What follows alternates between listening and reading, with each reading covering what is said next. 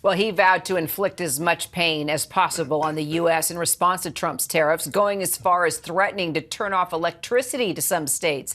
Now, Ontario Premier Doug Ford, who's earned the nickname Captain Canada for being one of the nation's staunchest Trump critics, is calling our president's latest round of tariffs economic war. Take a listen.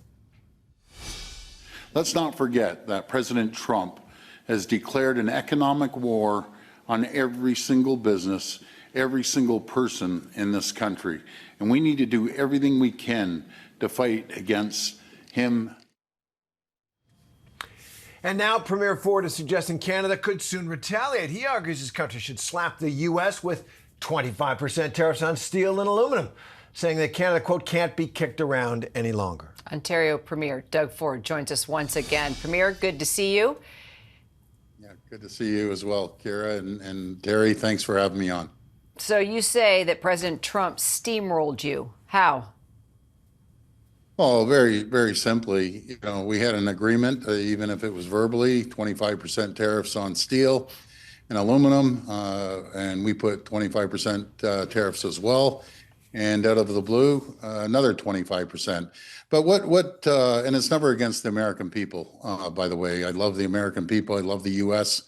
What the problem is, he just taxed the people, Americans, by $15 billion by adding these tariffs.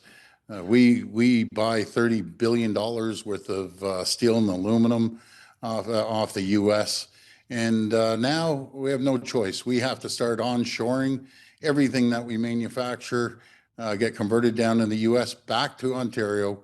And no matter if it's steel beams or aluminum cans or tin cans, that employs tens of thousands of people in the U.S. I've directed our team to make sure that we take every single steel and aluminum widget, bring it back to Ontario, and then we have another $200 billion of infrastructure that we use a tremendous amount of steel from the U.S. It's very short-sighted, in my opinion. They can't see the forest beyond the trees. Maybe the steel sector, are jumping up and down, but when they start laying people off because $30 billion are going to disappear from production down there, and then the $15 billion of every single item that is made from steel or aluminum. We know steel's gone up 16%, any products. I have an idea. Why don't we work together and create 250,000 new jobs over 2 years in Canada and the U.S.? He needs to start looking at the problem here, and the problem's China. And what they're doing is infiltrating other countries, shipping it in through other countries, then in through the U.S. and Canada. That needs to stop immediately. Premier, the way President Trump is explaining this to the American people, he's saying Canada's been ripping America off. He feels that there's been an inequality in trade. And how do you answer that when there are Americans who feel like the globalization movement basically hollowed out too many communities around this country? You know the argument. How do you answer that argument that the president is making to the American people to justify these tariffs? Well, he can justify it based on China shipping in cheap parts through other countries like Mexico and throwing a made in Mexico sticker on, or other areas of the world that they're bringing in Chinese steel and putting their country flag on it. That's uncalled for. You don't attack your number one customer in the world. The U.S. is our number one customer. That's their, and Canada, we buy more products off the U.S. than any other country in the world. Ontario alone, just Ontario, 9 million people wake up to produce products or widgets for Ontario. That's coming to a quick end. I've directed our team to start onshoring every product, every widget that's manufactured in the U.S. with steel or aluminum. Let's bring it back to Ontario. And the perfect example, everyone understands, are the big beverage companies.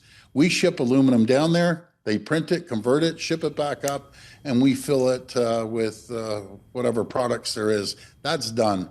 We're going to start producing our aluminum cans here. We're going to start producing steel beams here, rebar, and the list continues to go on. It's going to hurt the steel workers. It's going to hurt the aluminum workers down there. It's really, really unfortunate. He's went down that avenue with his closest friend and ally. I always believe in the AMCAN fortress. Let's work together. Let's make the strongest, the richest, wealthiest, safest two countries in the world. And let's focus on China. That's the problem, not your closest ally and your number one customer. Look, we've been here before, right? You and I have talked. You and Terry and I have talked. There were tariffs on Canada in March. You retaliated. You negotiated. Now here we are again. Do you trust the U.S. this time around? Do you trust Donald Trump this time around? And how many more times do you think we're going to have to do this? I trust the American people, and I love the American people. But when you have a verbal agreement and we're the closest allies and friends, and then he turns on you, once bitten, you're a little shy the second time. So we're very cautious. I'm very, very cautious. When you have an agreement with someone, the word is the word. Unfortunately, I'm very, very cautious. You know what Ronald Reagan said? Trust but verify. And that's the same phrase I'll leave the president with. Trust but verify on anything he says, because he could wake up in the morning and change his mind in a heartbeat. And Premier Ford, listening to you here, the kinds of changes that you are prepared to make, that you have initiated, it sounds like a permanent rupture between our two countries. Well, I have to, my number one job, like it is the president's job, my number one job is to protect the people of Ontario, protect the businesses, their livelihoods, and Ontario's manufacturing might of Canada.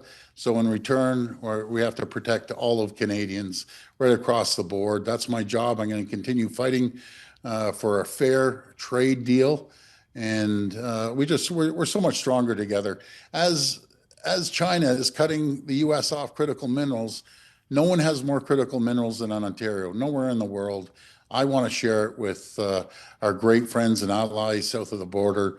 Energy, we're leading nuclear energy around the world. I want to share our energy with the Americans more than anyone. That's what we need to do. He needs to refocus on the real problem. The real problem is China right now.